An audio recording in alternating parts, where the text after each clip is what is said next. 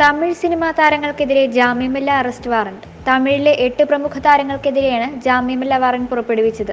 Sathyaraj, R Sarath Kumar, സൂര്യ, Sripriya, Vijayakumar, Arun Vijay, Vivek, Cheran എന്നിവർക്കെതിരെയാണ് Ooty magistrate കോടതി arrest warrant പുറപ്പെടുവിച്ചത്.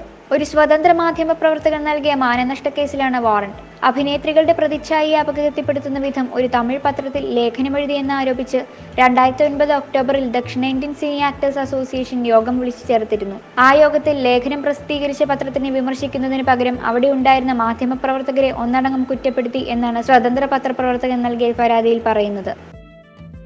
You're watching me on metromatney.com. on metromatney.com. metromatney.com. Subscribe for more videos. Subscribe for more videos. Subscribe here for more videos. Subscribe now. Thank you.